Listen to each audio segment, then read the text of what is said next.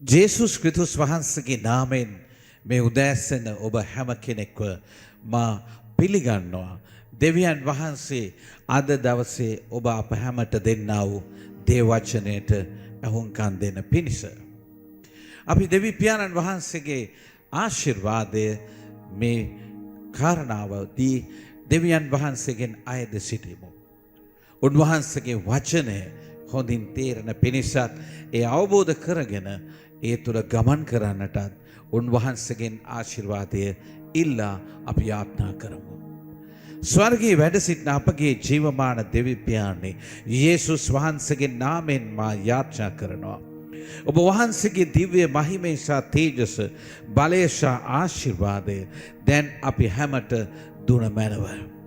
අපේ ජීවිත ජීවත් වන්නේ කෑමෙන් පමණක් නොවේ ස්වාමීන් වහන්සේ. ඔබගේ වචනය ඇසීමෙන් ඔබගේ වචනය තුළ ඇති ජීවනය සහ ආත්මය ස්වාමීන් වහන්සේ අපිට හොඳින් වැටහේවා. ස්වාමිනී ඔබගේ මහිමය සහ තේජස උදෙසා කැඳවාගත් ඔබගේ දරුවන් ක්‍රිස්තුස් වහන්සේ තුලින් දමිතු බවට පත් කරනු ලැබූ බව ලියා තිබෙන වචනය පිළිබඳව පුළුල් අවබෝධයක් ඇදහිීමට අපිට ශක්තිය ඇති වෙන පිණිස තේරුමද දුන මැනව කියලා මා යාචනා කරනවා.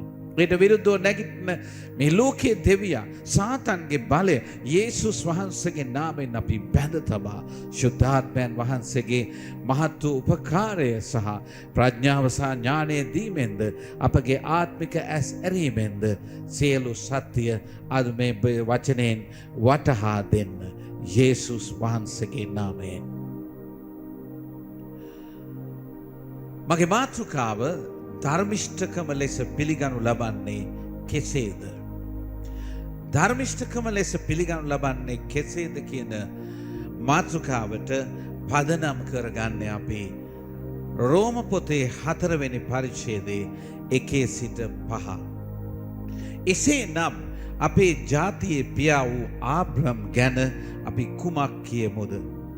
ඔහු දමිතු බවට පමුණුනු ලැබුවේ කෙසේද? ආබ්‍රහම් සිය ක්‍රියා නිසා දමිතු බවට පමුණුනු ලැබුවේ නම් පාරට්ටු කර ගැනීමට හේතුවක් ඔහුට ඇත. එහි දෙවියන් වහන්සේ ඉදිරියේහි එසේ කිරීමට ඉඩක් නැත. සුද්ධ ලියවිල්ලේ කියා ඇති පරිදි ආබ්‍රහම් දෙවියන් වහන්සේ අදහාගත්තේය. ඒ අදහිල්ල නිසා ඔහු දමිතු කෙනෙකු බව උන්වහන්සේ පිළිගත් සේක.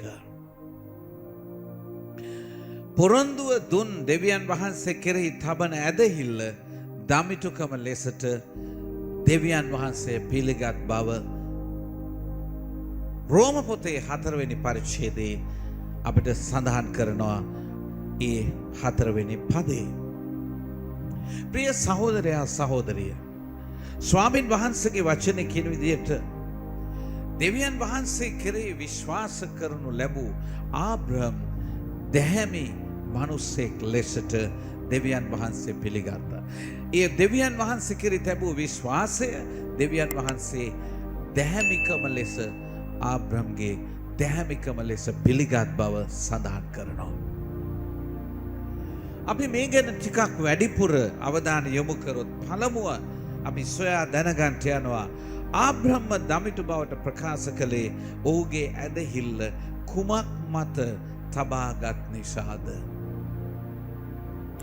ව්‍යවස්ථාව හෝ චර්මචේදනයේ පිළිවෙත ආබ්‍රහම්ට මේ පොරොන්දුව දෙන විට මෙසේ කතා කරන විට ඔහු දැහැමි මිනිසෙක් ලෙස නම් කරන විට ව්‍යවස්ථාව හෝ චර්මචේදන පිළිවෙත දීලා තිබුණේ නැහැ.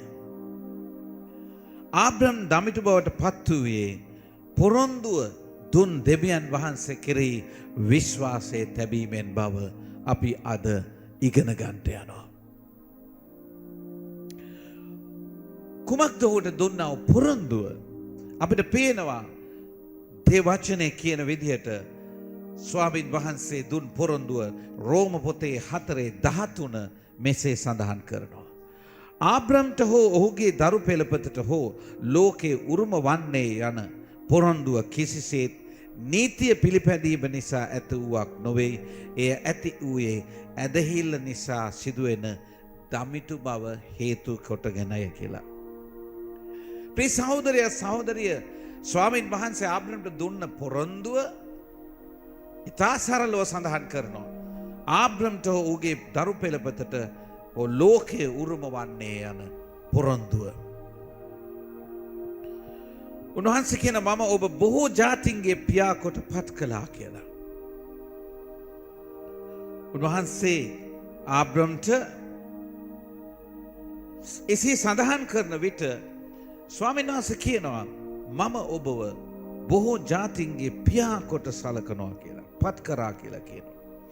17 වෙනි පදයේ රෝම පොතේ 4:17 මම ඔබ බොහෝ ජාතින්ගේ පියා කොට පත් කළෙමි. සුද්ධ ලියවිල්ලේ ලියා ඇත්තේ මේ නිසාය.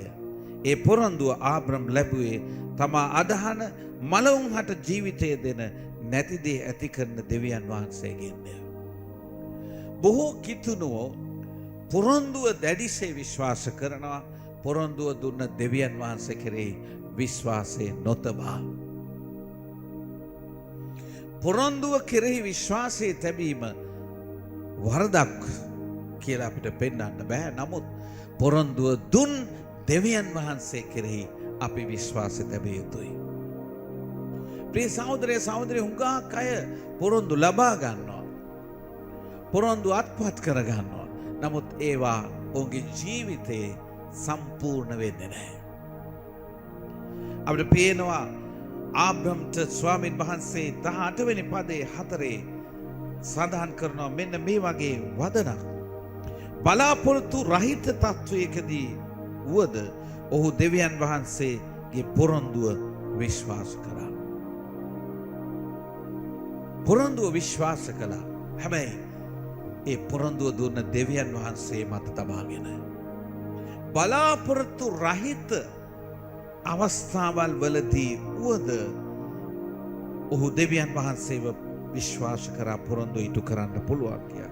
ඔහු බොහෝ ජාතින්ගේ පියා වූයේ එබඳු මහා පෙළපතක් ඔබට ඇතිවන්නේ යන කීම පරිදි.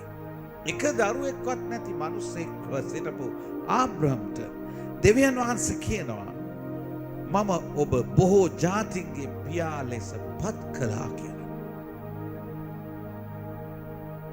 දරුවෙක් නැතිව සිටියේදී බලාපොරොත්තු රහිතව සිටිද්දිත් දෙවියන් වහන්සේ මෙවැනි පොරොන්දුවක් ආබ්‍රහම්ට දෙන විට ඔහු දෙවියන් වහන්සේගේ කෙරෙහි විශ්වාසය තැබුවා.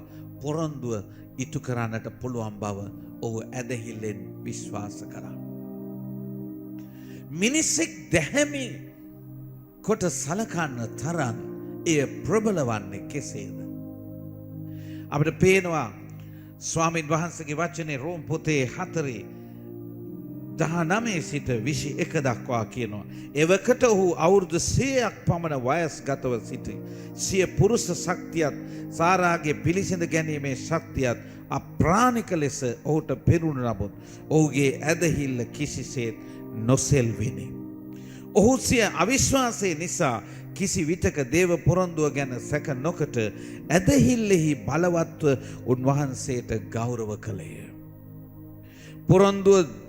පොරොන්දු වූ දේ ඉෂ්ට කිරීමට දෙවියන් වහන්සේ පොහොසත් බව ඔහු ඒකාන්තයෙන්ම විශ්වාස කළේය. ප්‍රිය සහෝදරයා සහෝදරිය අපිට පේන විදිහට සිය පුරුෂ ශක්තිය දුබලව තිබියදී සාරාගේ පිළිසිඳ ගැනීමේ හැකියාව ශක්තිය අප්‍රාණිකව තිබියදී මේ පොරොන්දුව ඔහුට ලැබෙන්නේ. එවැනි අවධියකදී දුන්නා වූ පොරොන්දුව ඔහු විශ්වාස කළා. තමාගේ ශරීරයේ හැකියාව මත නොව පොරොන්දුව දුන්න දෙවියන් වහන්සේ මත ඔහු විශ්වාස කළා. ඒ බව අපි ටිකක් නවගිවිසුමේ රෝම පොතේ කිව් ඒ කරුණු ගැන ටිකක් වැඩිපුර අපි සොයා බලමු. උත්පත්ති පොතේ කෙසේද සඳහන් වෙන්නේ කියලා. පළමු උත්පත්ති පොතේ 15 වෙනි පරිච්ඡේදයට අපි පෙරළුවොත් අපිට හමු වෙනවා මේ ඓතිහාසික අවස්ථාව. දෙවචනේ කියනවා ආබ්‍රහම් සොදොම සහ ගොමෝරා උදෙසා මැදිහත්කම් කර කාලයකට පසුව මේ සිද්ධිය වෙනවා කියලා. කලකට පසු ස්වාමීන් වහන්සේ ආබ්‍රහම්ට දර්ශනය වී පණිවිඩයක් දෙමින් ආබ්‍රම් බිය නොවන්න නුඹ රත්නා පලිහ මමය නුඹේ වාසනාව අතිවිශාල යයි වදාළසේක. එහෙත් ආබ්‍රම් උත්තර දෙමින් මහෝත්තම දෙවි ස්වාමිනී දරුවෙකු නැති මට ඔබ වෙන කුමක් දුන්නත් කුමන පළක්ද මාගේ උරුමකරු දමස්කස්හි එලියසර් වන මොහුය. ඔබ මට දරු සම්පතක් දී නැත. එබැවින් මාගේ ගෙදර උපන් වහලෙක් මාගේ උරුමකරු වන්නේ යයි කීහ. එවිට ස්වාමීන් වහන්සේ නැවතත් ඔහු අමතමින් මෙවැන්නෙක් නුඹේ උරුමකරු නොවන්නේය. නුඹට දාව උපන් නුඹේම දරුවෙක් නුඹේ උරුමකරු වන්නේ යයි වදාළසේක. ස්වාමීන් වහන්සේද ඔහු පිටතට රැගෙන ගොස් අහස දෙස බලා හැකිනම් ඔය තාරකා ගණන් කරන්න නුඹේ දරු පරපුර එසේම වන්නේ යයි වදාළසේක. ආබ්‍රම්ද ස්වාමීන් වහන්සේ අදහාගත්තේය. ඒ ඇදහිල්ල ඔහුගේ ධර්මිෂ්ඨකම වශයෙන් උන්වහන්සේ පිළිගත්සේක. ප්‍රිය සහෝදරයා සහෝදරිය ආබ්‍රහම් තමාට දරුවෙක් නැතිවීම ගැන තමා පිළිබඳව විවිධ විදිහට හිතද්දී දෙවියන් වහන්සේ ආබ්‍රහම් දෙස බලලා කියනවා ඔබ බොහෝ වාසනාව ඇති අතිවිශාල වාසනාවකට උරුමකම් කියන මිනිසෙක් කියලා කියනවා. නුඹ බය නොවන්න කියලා. ඕක කියන ස්වාමීනි කුමකටද මම සතුටු වෙන්නේ? මොන ආශිර්වාදද මට වැදගත්? මට දරුවෙක් නැහැ. මගේ ගෙදර වැඩකාරයා මගේ සියලු වස්තුවට උරුමකරු වෙන්න යනවා. එවිට දැනස කියනවා කිසිසේත්ම ඒ සිදු වෙන්නේ නැහැ.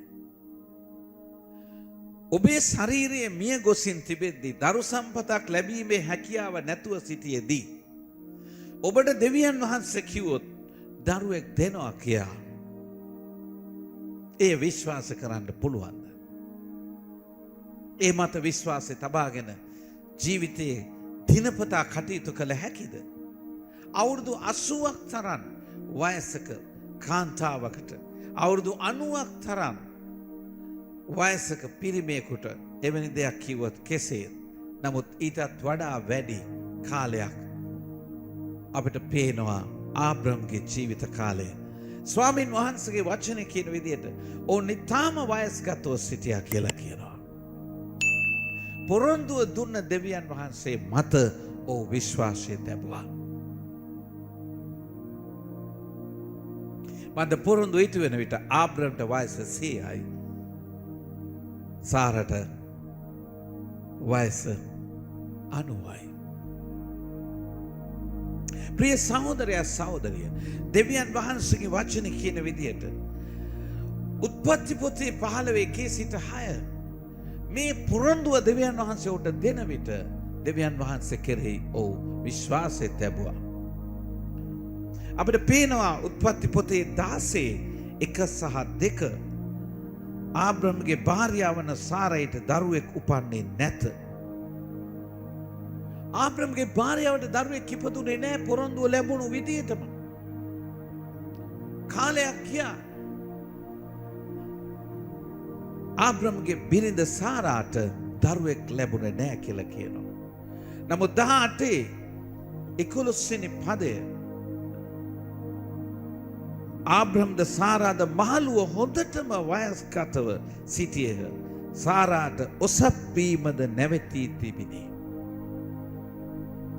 ආබ්‍රම් සහ සාරා කියන දෙදෙනාම මහලු වී හොඳටම වයස්ගතව සිටියා කියලා සඳහන් කරනවා.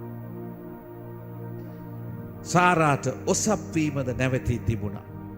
එබැවින් සාරා දරු උපතක් නොලැබිය හැකි මහලු වියට පැමිණි පසු මා අඹු සැමි ප්‍රීතිය භුක්ති විඳින්නද ඇරත් මාගේ සැමියාන් දැන් මහල්ලෙකි කියා ගනිමින් සිනාසුණා. මන්ද ස්වාමීන් වහන්සේ දවසකදී ඔවුන්ට දර්ශනය වෙනවා. දවාලේ තද අවුරස්මේ ඇති වේලෙහි කූඩාරමේ දොරකඩ ළඟට වෙලා ආබ්‍රම් වාඩි වී සිටියා. ඒ අවස්ථාවේදී ස්වාමීන් වහන්සේගේ දූතයා ඔහුගේ නිවසට තවත් දේව දූතයන් දෙදෙනෙක් සමග පැමිණියා. උන්වහන්සේ ප්‍රකාශ කරනවා ඔබට දරුවෙක් ලැබෙනවා ලබන වසරේදී කියලා. ස්වාමීන් වහන්සේගේ මහිමාන්විත කරුණාව මේ හඬ ඇසෙන විට මේ වයෝවෘද්ධ කාන්තාව සිතින් හිතනවා මම කොහොමද මගේ සැමියා මහල්ලෙක් මමත් මහල්ලි තැනැත්තියක් මමත් වයෝවෘද්ධ කාන්තාවක්. එවිට ස්වාමින් වහන්සේ ආබ්‍රම්ට කතා කොට මහලුවියට පැමිණි පසු සැබෑවටම දරු උපතක් ලැබිය හැකිදයි කියා ගනිමින් සාරා සිනාසුනයි ඇයි කියලා අහනවා. මහලුවියට පැමිණි පසුත් දරුවෙක් ලබන්න පුළුවන්ද? ඒ බෑ. ඒ මනුස්ස මනසින් හිතුවොත් ඒ සිදුවෙන්නේ නැති තර්කයක්. ඒ ඔප්පු කර ඒක කවදාවත් ඉතුරු නොවිය හැකි දෙයක් කියා අපිට හිතන්න පුළුවන්. නමුත් දෙවියන් වහන්සේ ඉදිරියේදී මේ දෙය කියනකොට සාරා සිනාසුණු බව බයිබලයේ සඳහන් කරනවා. ඇයට නෙවෙයි කතාව කිව්වේ ආබ්‍රම්ට කියන විට ඒක ඇසුණු ඇය සිතින් සිතාගත්ත විතරක් නෙවෙයි ඇය සිනාසුණා. ඔවුන් දෙවියන් වහන්සේත් එක්ක වාද කරන්න ගියේ නෑ. ඒක හිතු වෙන්නේ කොහමද කියලා තර්ක කළේ නෑ. මරියතුමිගේ කුසේ දරුවෙක් පිළිසිඳ ගන්නවා කියන විට ඇය වාද කරන්න ගියේ නෑ. ඒ සිදුවෙන විදිය විස්තර කරන්න කිව්වා. ඇයට සැකයක් තිබුණේ නෑ. සාරා සිනාසුණා. නමුත් සාරා දෙවියන් වහන්සේත් එක්ක වාද කළේ නෑ. බයිබලයේ කියනවා ස්වාමින් වහන්සේට බැරි දෙයක් ඇද්ද? උත්පත්ති පොතේ 8:14 කියනවා දෙවියන් වහන්සේට ස්වාමින් වහන්සේට බැරි දෙයක් ඇද්ද? දරු උපතට නියම කාලේ පැමිණි විට මම නුඹ වෙත ආපසු එමි. එවිට සාරා පුතෙකු ලබන්නේ යයි වදාළසේක. ප්‍රිය සහෝදරයා සහෝදරිය.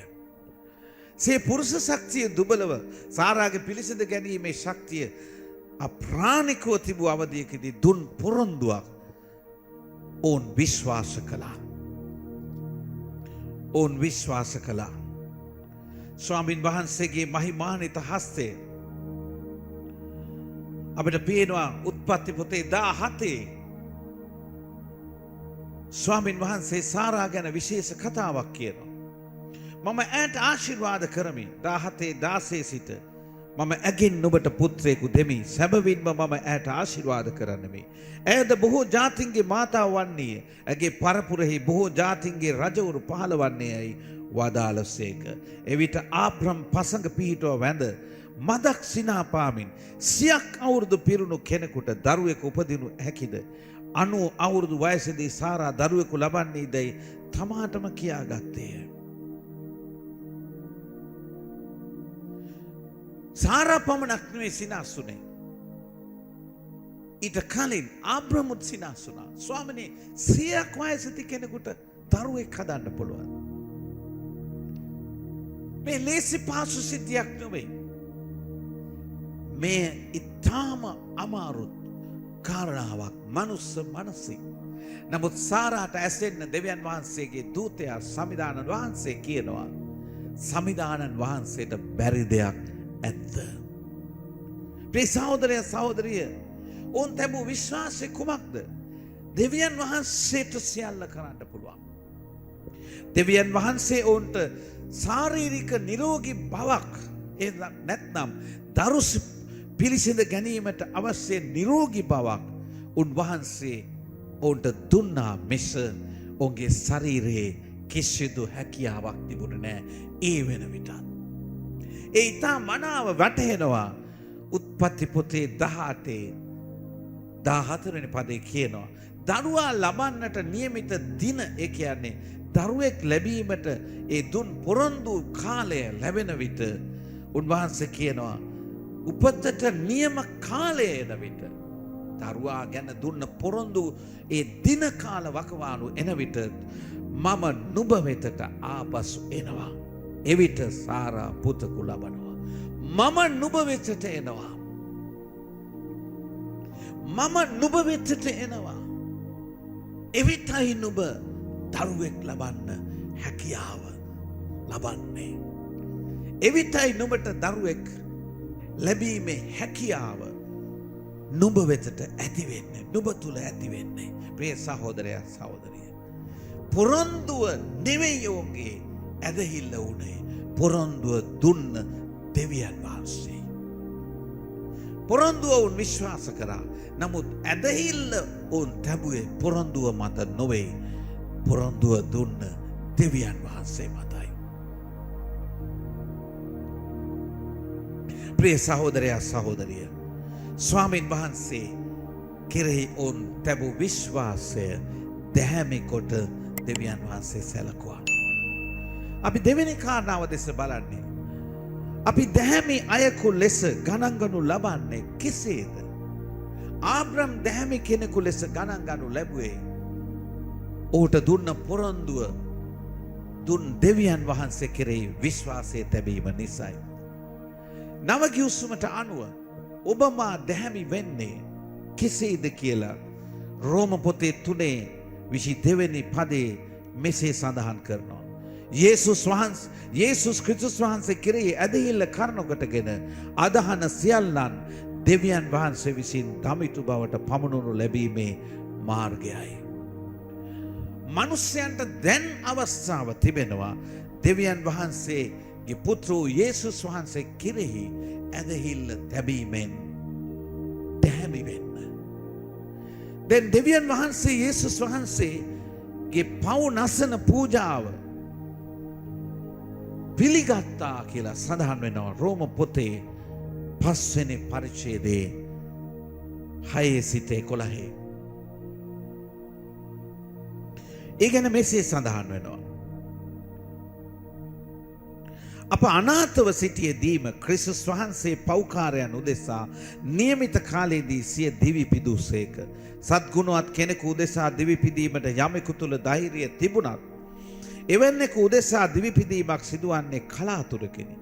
අප උදෙසා ඇති දෙවියන් වහන්සේගේ ප්‍රේමය ප්‍රත්‍යක්ෂ වන්නේ අපි පෞකාරයන්ව සිටියදීම ක්‍රිස්තුස් වහන්සේ අප උදෙසා දිවි පිදූ බැවිනි. ක්‍රිස්තුස් වහන්සේගේ යාගික රුධිරයේ හේතුවෙන් දමිතු බවට පමුණුණු ලැබ උන්වහන්සේ කරන කොටගෙන දේව උදහසින් මිදීම ගැන අපට වඩාත් සහතිකය. අපි සතුරන්ව සිටියදීම දේව පුත්‍රයාණන්ගේ මරණය නිසා උන්වහන්සේ සමග සමගි කරනු ලැබුවෙමු නම් එසේ සමගි කරනු ලැබූ අපි දැන් ඊටත් වඩා ක්‍රිස්තුස් වහන්සේගේ ජීවිතය නිසා ගැලවීම ලබමුව. එපමණක් නොව දෙවියන් වහන්සේ හා සමග නැවත අපට සමගිය ඇති කර දුන් ස්වාමීන් වහන්සේ වන ක්‍රිස්තුස් වහන්සේ මගින් අපි දෙවියන් වහන්සේ කෙරෙහි අතිශයින් ප්‍රීති වනවා කියලා කියනවා. අපි දකිනවා ක්‍රියා රෝම පොතේ 7 වෙනි පරිච්ඡේදයේ 23 සහ 24 මෙසේ කියනවා. දෙවියන් වහන්සේ වූ ධර්මිෂ්ඨ ලෙස පිළිගත්සේක යන්න ලියන ලද්දේ ඔහු උදෙසා පමණක් නොව අප උදෙසාත්ය. ආබ්‍රහම් දැහැමි මනුස්සෙක් ලෙස පිළිගත්තේ දුන් පොරොන්දුව ඔහු විශ්වාස කරා විතරක් නෙවෙයි පොරොන්දුව දුන් දෙවියන් වහන්සේව ඔහු විශ්වාසය කරගත්තා. එබැවින් අදහන මනුෂ්‍යයන් පොරොන්දුව දෙන දෙවියන් වහන්සේ කෙරෙහි අදහන මනුෂ්‍යයන් දැහැමි කොට සලකන බව ආබ්‍රහම්ට පමණක් නෙවෙයි අපටත් පොරොන්දුව දී තිබෙනවා. ඒ කියන්නේ මෙසේ සඳහන් කරනවා 23 වෙනි පදයේ කියනවා දෙවියන් වහන්සේ වූ ධර්මිෂ්ඨ ලෙස පිළිගත්සේක යන්න ලියන ලද්දේ ඔහු උදෙසා පමණක් නොව 24 කියනවා අප උදෙසාත්. එතකොට අපිටත් දැන් අවස්ථාවක් තිබෙනවා ඇදහිීමෙන් දැහැමිකම ලබා ගන්නට. හැබැයි ඒක කොහොමද වෙන්නේ? අපිට පේන විදියට අපගේ ස්වාමින් වන යේසුස් වහන්සේ මලවුන්ගෙන් උත්ථාන කළ තැනන් වහන්සේ අදහන අපද එසේම පිළිගනු ලැබ ඇත. දැන් මේ ටිකක් ඉතා වෙනස් වූ දෙයක් කියනවා. අපි යේසුස් ක්‍රිස්තුස් වහන්සේ කෙරෙහි අදහනවා පමණක් නොවේ. යේසුස් ක්‍රිස්තුස් වහන්සේ අපේ දැහැමිකම ලෙස අපි පිළිගැනීම පමණක් නොවේ. යේසුස් වහන්සේව මලවුන්ගෙන් උත්ථාන කළ තැනන් වහන්සේව අපි අදහනවා. මේක ඉතා වැදගත් දෙයක්.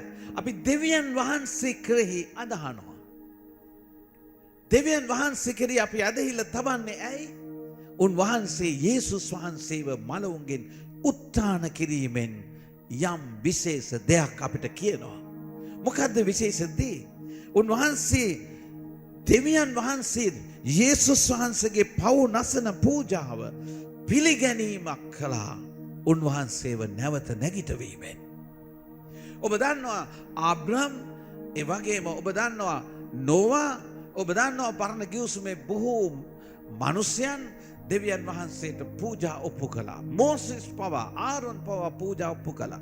ඒ පූජාව සමහර අවස්ථාවලදී මිනිසයන්ට ඇසට පේන විදිහටම පිළිගත් දෙවියන් වහන්සේ. ආසෙන් ගිනි බැස්සෙව්වා. එසේ නැත්නම් ඒ ආසන්න සිද්ධියේදී මිනිස්සු ලෙඩවිලා හිටියනම් සුව වුණා. යුද්ධයක් නම් ඒ යුද්ධේ ජයගත්තා. සතුරන් වට කරලා හිටනම් සතුරා දිව ගියා. සලකුණක් ලැබුණා පූජාව පිළිගත්ත බවට. ආසෙන් ගිනි බැස්සුවා. ප්‍රිය සහෝදරයා සහෝදරිය, යේසුස් ක්‍රිස්තුස් වහන්සේ පව් නසන පූජාව ලෙස උන්වහන්සේගේ ශාරීරික පූජාව, යාග පූජාව පිළිගත් බවට සලකුණක් අපට දීලා තියෙනවා. ඒ සලකුණ තමයි යේසුස් වහන්සේව නැවත නැගිටවීම. ඒ සලකුණ යේසුස් වහන්සේ නැවත නැගිටීම, ඒකයි අපිට විශේෂ. නිකම් මිනිස්සෙගේ ශරීරයක් දෙස හෝ ජීවිතයක් දෙස අදහනවා නොවේ.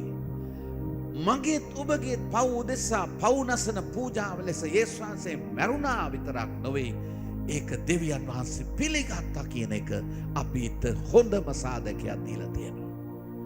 දැන් යේසුස් වහන්සේ කෙරේ විශ්වාසයේ තබන්න මම නුඹ ධර්මිෂ්ඨ කොට ගණන් ගන්නවා කියපු දෙවියන් වහන්සේ අපිට හොඳ සාධකයක් දීලා තියෙනවා. ඔබ මා වෙනුවෙන් කළ යාග පූජාව පිළිගත් බවට ඒ උන්වහන්සේ නැවත නැගිටවා තිබෙනවා. ඔබ මා විශ්වාසයේ තබන්නේ, ඔබගේ මගේ ඇදහිල්ල කරගෙන තිබෙන්නේ මරණයෙන් යේසුස් වහන්සේව උත්ථාන කළ දෙවියන් වහන්සේ දෙසයි. එයයි පවුල්තුමා රෝමවරුන්ට කියන්නේ. උන්වහන්සේ කියනවා මලවුන්ගෙන් උත්ථාන කරන තැනන් වහන්සේ අදහන අපද එසේ පිළිගනු ලබනවා. ආබ්‍රහම් පොරොන්දුව දුන්න දෙවියන් වහන්සේ කෙරේ විශ්වාස කරා. ඒ පොරොන්දුව ඉටු කරන්නට පුළුවන් වූ දෙවියන් ලෙස නව කිව්ස්මේ ඔබට මට ආබ්‍රහම්ට වඩා ලේසියෙන්ම පිළිගන්න පුළුවන්. හේතුව දෙවියන් වහන්සේ දුන්න පොරොන්දුව වන යේසුස් වහන්සේව මලවුන්ගෙන් නැගිටවලා ඉවරයි මේ වෙන විට. ඒ නිසා මලවුන්ගෙන් නැගිටවලා ඉවර නිසා ඔබගේ මගේ වෙනුවෙන් උන්වහන්සේ පව් නසන පූජාවක් කළ බව දැන් සහතිකයි යේසුස් වහන්සේව නැගිටවීමෙන්. දැන් මම ඔබ විශ්වාස කරන්නේ යේසුස් ක්‍රිස්තුස් වහන්සේ තුලින් මටත් ඔබටත් දැහැමි බව දුන් බවට විශ්වාස කරන්නේ යේසුස් වහන්සේව දෙවියන් වහන්සේ නැගිටවලා තියෙන නිසායි. ප්‍රිය සහෝදරයා සහෝදරිය, දැන් අපි විශ්වාස කරනවා යේසුස් වහන්සේව නැවත නැගිට වූ දෙවියන් වහන්සේ පොරොන්දුව අපි තුල තැබූ ලෙසම පිළිගෙන ඉවරයි කියලා. එය මතු දවසක ඉටු වෙන දෙයක් නොවේ. එය යේසුස් වහන්සේගේ නැවත නැගිටවීමේදීම ඔප්පු කර ඉවරයි. ඔබ මා දැහැමි කොට පිළිගෙන ඉවරයි කියන එක. ප්‍රිය සහෝදරයා සහෝදරිය, ක්‍රිස්තුස් වහන්සේ උත්ථාන කරනු ලැබීමෙන් එය සක්සුදස්සේ ඔප්පු කර පෙන්වුවා. මන්ද 9 වෙනි පදයේ කියනවා පහේ ක්‍රිස්තුස් වහන්සේගේ යාකික රුධිරයේ හේතුවෙන් දමිතු බවට පමුණවනු ලැබ උන්වහන්සේ කරුණ කොටගෙන දේව උදහසින් මිදීම ගැන අපට වඩාත් සහතිකයි.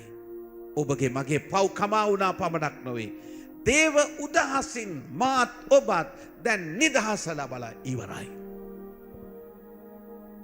දේව උදහසින් ඔබත් මාත් නිදහස ලබලා ඉවරයි.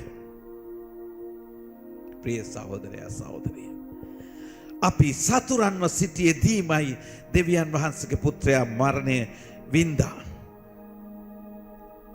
මම විශේෂ දෙයක් මෙතෙන්දි දකිනවා. යේසුස් වහන්සේගේ උත්ථානය විශේෂ සලකුණක් මා ඔබව දෙවියන් වහන්සේ උදහසින් නිදහස් කළ බවට. හාලෙලූයා. එසේ කළේ අපව දෙවියන් වහන්සේගේ සම්බන්ධතාවය ආත්මික සමදතාවය ඇති කරන පිණිසයි උන්වහන්සේ උත්ථාන කරනු ලැබුවේ. මතක තබා ගන්න ක්‍රිස්තුස් වහන්සේ උත්ථාන කළ දෙවියන් වහන්සේ කෙරෙහි අපි විශ්වාස කරනවා පමණක් නොවේ. අප දේව මහිමේ බලාපොරොත්තුවේ බොහෝ ප්‍රීති වෙන්න ඕන කියලා කියනවා රෝම පොතේ කර්තෘවරයා. ආබ්‍රම්ගේ පොරොන්දුව ඉටු කරපු දෙවියන් වහන්සේ පොරොන්දුව ඉටු කරන්න ඉස්සෙල්ලා ආබ්‍රම් දෙවියන් වහන්සේ විශ්වාස කරා. දැන් අපි යේසුස් වහන්සේ කෙරෙහි අපි විශ්වාස තබනවා. දැනටමත් පොරොන්දුව සම්පූර්ණත්වයට පැමිණෙමින් තිබෙනවා. යේසුස් වහන්සේගේ නැවත නැගිටීමත් සමග එය තව අනාගතයේදී එය පූර්ණ වීමට තිබෙනවා. ප්‍රිය සහෝදරයා සහෝදරිය, මතක තබා ගන්න. රෝම පොතේ කර්තෘවරයා කිතුණුවට කියනවා අප දේව මහිමේ බලාපොරොත්තුව ඇතිව නිතරම ප්‍රීති වෙන්න ඕන. උදහස ගැන බයෙන් නොවේ අපි ජීවත් වෙන්නේ. උදහස ගැන නෙවෙයි අපේ මනසේ තියෙන්නේ. දේව මහිමේ බලාපොරොත්තුව. අපි පොරොන්දුව දුන් දෙවියන් වහන්සේ කෙරෙහි විශ්වාස කරන ඉන්නේ අපිට දේව මහිමයට පංගුකාර වෙන්න අනාගතයේ අවස්ථාවක් තිබෙන නිසා අපි යම් දිනකදී සිදුවෙන්නේ දේව මහිමයට අපි පංගුකාර වීම පමණයි. ඒ ගැන ප්‍රීති වෙන්න කියලා 5:11 සඳහන් කරනවා. ඒ විතරක් නෙවෙයි, දැන් අපට දෙවියන් වහන්සේත් එක්ක සමාදානය තියෙන නිසා දේව බිය අපි ළඟින් පහව ගොසින් අප්පා පියාණනි කියලා කතා කරන පුත්‍රකමේ ආත්මය දැන් අපිට ඇවිත් තිබෙනවා. ප්‍රිය සහෝදරයා සහෝදරිය, දෙවියන් වහන්සේ කෙරෙහි අපි අතිශයින් ප්‍රීති ප්‍රමෝද වෙන්නට අවස්ථාවක් දීලා තියෙන නිසා අපි දැන් දෙවියන් වහන්සේ සමග සමාදානය ඇති කිරීමට දඟලන මිනිස්සු නොවේ. අපි දුන් සමාදානය ඇතිව සමාදානය භුක්ති විඳින මිනිස්සු වෙන්න ඕන. ඒ නිසා අපගේ ඕනෑපාකමදී කරුණාව ලබන පිණිස පියාණන් වහන්සේගේ සිංහාසනය වෙතට ළඟා වෙන්නට අපිට දැන් අවස්ථාව තිබෙනවා. ඒ නිසා මතක තබා ගන්න, ඇදහිලිවන්තයාගේ කොටස එයයි. අපි උරුමකාරයෝ බවට දැන් මාරු වෙමින් යනවා.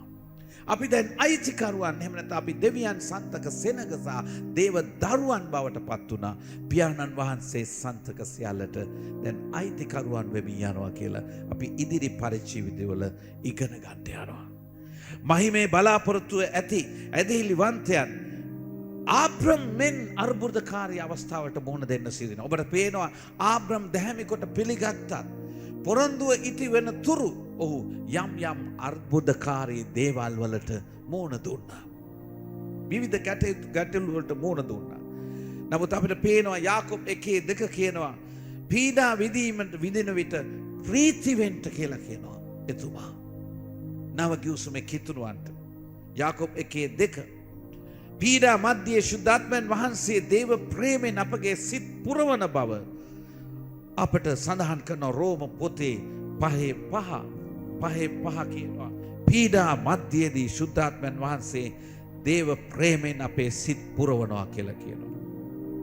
මන් 3 වෙනි පදේ ඉඳලා කියන්නේ එපමණක් නොව පීඩා විඳීමෙන් ඉවසිල්ලෙන් තැම්පත් බවද තැම්පත් බවෙන් බලාපොරොත්තුද උපදින බව දැන අප විඳින පීඩාවලදී උවද අපි ප්‍රීති ප්‍රමෝද වෙමු.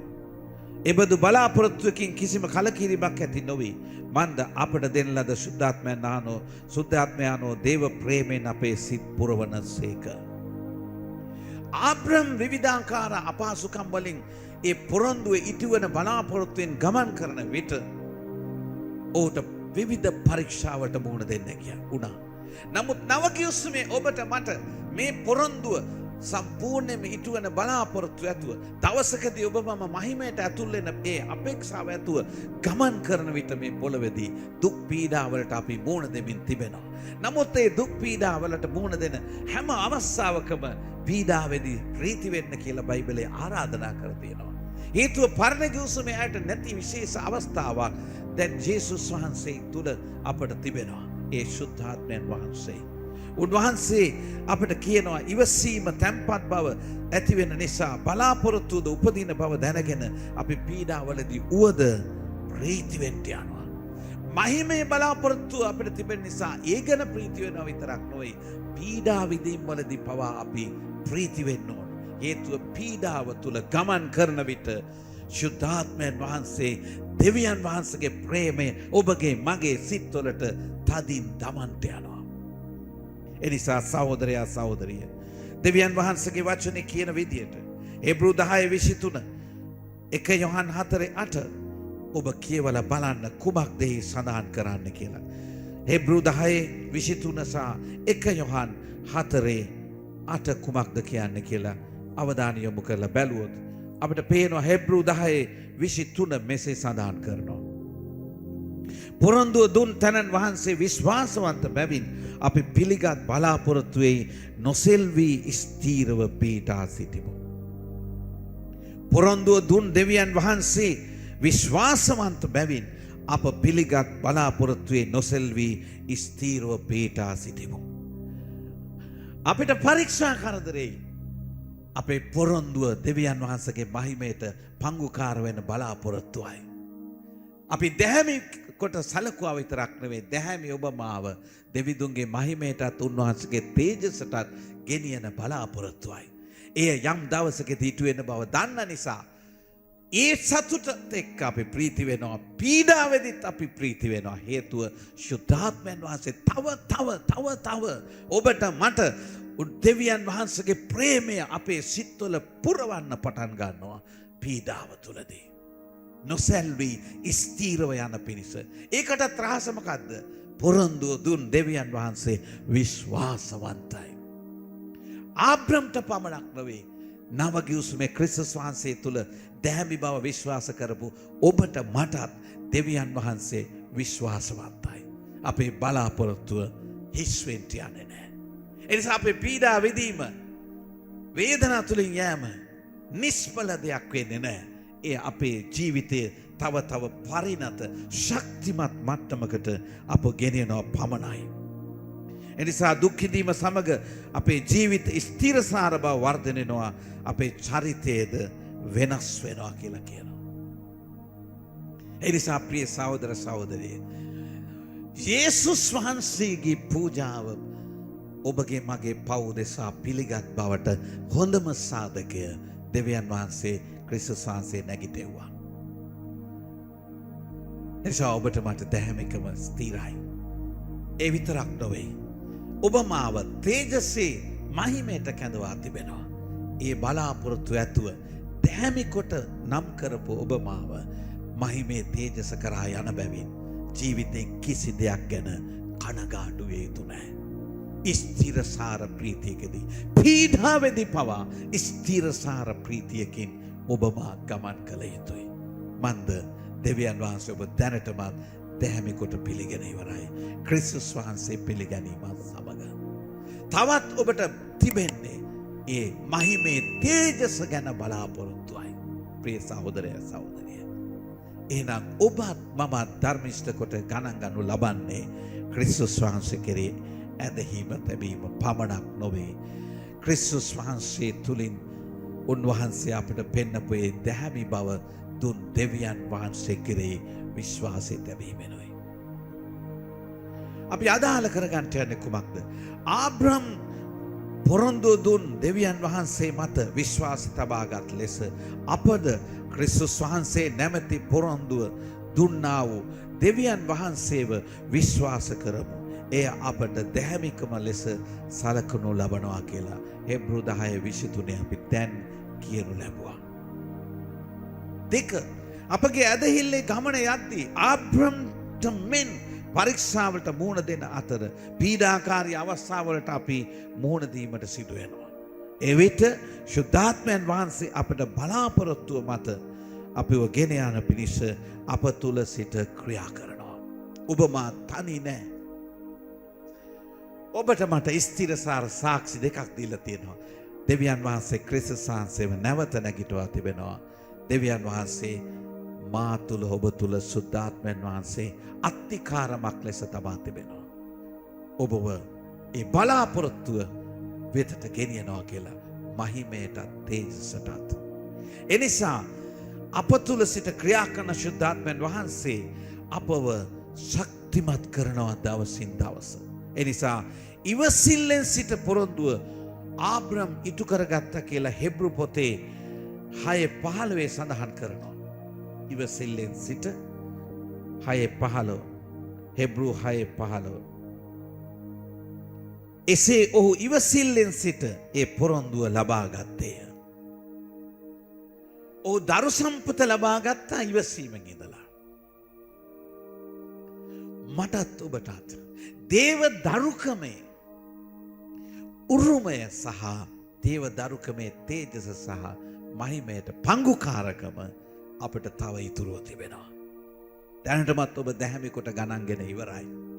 හැබැයි ඒ පිණිස ඔබ පිළිගත්ත බවට යේසුස් වහන්සේ නැගිටවලා ඉවරයි. දෙක සුද්ධාත්මයන් වහන්සේ අත්තිකාරමක් ලෙස දීලා ඉවරයි. එහෙනම් ඔබත් මමත් ආබ්‍රහම් මෙන් ඉවසිල්ලෙන් සිට සුද්ධාත්මයන් වහන්සේ දෙන ප්‍රේමයෙන් පිරීලා අතුලාන්තය තුළ ක්‍රියා කරන ආත්මයන් වහන්සේගේ උපස්ථානයෙන් ඉවසිල්ලෙන් සිට පොරොන්දුව උරුම කරගත යුතුයි. ප්‍රිය සහෝදරයා සහෝදරිය, ඔබ මා ක්‍රිස්තියානි නිසා දැහැමි වුණේ නැහැ. ඔබ මා ක්‍රිස්තුස් වහන්සේ කෙරෙහි තැබූ ඇදහිල්ල කරුණු කොටගෙන උත්ථාන කරපු ක්‍රිස්තුස් වහන්සේ උත්ථාන කළ දෙවියන් කෙරෙහි විශ්වාසය තැබීමෙන් දැහැමි කොට ගණන් ගන්න ලැබෙනවා. එනිසා ධර්මිෂ්ඨ වෙන්න උත්සාහ ගන්න එපා. ධර්මිෂ්ඨයෙකු නිසා දැහැමිකම තුල ජීවත් වෙන්න. දේව උදහස ගැන බය නොවේ. දේව සමාදානය තුල ප්‍රීති වෙන්න. අද ගොඩාක් අය දේව උදහසක් ගැන බය සිටිනවා. යේසුස් වහන්සේ පිළිගැනීම කළාට පසුවත් යේසුස් වහන්සේ පිළිගත් අයට දේව උදහස නොවේ තිබෙන්නේ දේව සමාදානය. ලැබුණු සමාදානය භුක්ති විඳින්න. ඒ පව් කිරීමට එය හේතුවක් කර නොගත යුතුයි. එපමණක් නෙවෙයි, මහිමයට තේජසට පංගුකාර වීමේ ආසාවෙන් ආත්මයන් වහන්සේත් එක්ක සියලු දුක් විඳීම් වලදී දේව ප්‍රේමයෙන් අපි පිරෙමු. බය නොවෙන්න. දෙවියන් වහන්සේ ඔබ දැහැමි කොට සලකා තිබෙනවා. ක්‍රිස්තුස් වහන්සේ තුල ඔබ තබන ඇදහිල්ල සහ මරණින් උත්ථාන කර යේසුස් වහන්සේම මරණින් උත්ථාන කළ දෙවිදුන් මත ඔබ තබන විශ්වාසය ඔබව ධර්මිෂ්ඨ කොට ගන්න තිබෙනවා. තවත් දේව උදහස ගැන බය නොවී ආත්මයන් වහන්සේ තුල ප්‍රීතියෙන් ගමන් කරන්න අපි ආඥා කරමු. ජීවමාන මහෝත්තම දෙවි ස්වාමිනී යේසුස් ක්‍රිස්තුස් වහන්සේගේ නාමයෙන් මම යාඥා කරනවා. ඔබ අපිව දැහැමි කොට ගණන් ගනු ලැබුවේ කෙසේද කියා අද අපිට කියලා දුන්නා. ඔබගේ බලවත් වූ හස්තය සහ මහිමේ කරුණ කොටගෙන ඔබගේ ජීවනය සහ ආලේපයේ තුලින් අද අපිට ඇස් ඇරෙව්වා ඔබ වහන්සේ. ඔබගේ මහිමේ තේජසයෙන් තේරුම් ගන්න අපිට දැහැමිකම ලැබුණේ කෙසේද කියන. අපි තවත් බලා සිටින්නේ බලාපොරොත්තු වෙන තුලයි. ඒ බලාපොරොත්තුව නම් යේසුස් වහන්සේගේ නාමය කෙරෙහි අදහපු අපට දුන් දැහැමිකමේ ඵල විපාකය වන දෙවියන් වහන්සේගේ තේජසටත් උන්වහන්සේගේ මහිමයටත් පංගුකාර වීමේ බලාපොරොත්තුවයි. ඒ යන ගමනේදී ප්‍රීතිමත් වී දුන්නා වූ දේවදරුකම ගැන සතුටින් උද්දාම වී ඇදහිල්ලෙන් දිගටම ක්‍රියා කරමින් දෙවියන් වහන්සේගේ ප්‍රේමයෙන් දිනපතා පිරෙන පිණිස ආත්මයන් වහන්සේ තුල යැපෙමින් ස්ථීරව බලාපොරොත්තුව ඉටු වෙන තුරු ගමන් කළ යුතුයි කියන එකයි. එනිසා ස්වාමිනේ අද මෙතන රැස් වෙලා සිටින අයට වචනේ අසන සෑම කෙනෙක්ගේම සිත්වල පිය පහ කරන්න. ඔවුන්ට තවත් දැහැමි වීමට නොව බලාපොරොත්තුව කෙරෙහි තබාගෙන ගමන් කරන්නට කරුණාව දුන මැනව. මන්ද දැනටම ඔවුන්ගේ දැහැමිකම පිළිගෙන ඉවරයි. ඔවුන් යේසුස් වහන්සේ කෙරෙහි තබන ඇදහිල්ලත් සමග උත්ථාන වූ යේසුස් වහන්සේ තුලින් ඔවුන් වෙනුවෙන් කළ පූජාව පිළිගත් බව සහතික කර තිබෙන නිසා දැන් එය මතක තබා ගන්නට හැමෝටම ආශිර්වාද කර මැනව. දේව සමාදානය ඔබ හැම සමග වේවා. ජේසුස් වහන්සේගේ නාමයෙන් ප්‍රීති වෙන්න, ආත්මයන්ගේ බලයෙන් පිරෙන්න, දේව ප්‍රේමෙන් පූර්ණ වෙන්න, දේව උදහස ගැන බිය නොවේ බලාපොරොත්තුව තබාගෙන දේව මහිමයට ඇතුළු වෙන ආසාවෙන් බලා සිටින්න. ඔබට සේසුපීතයි.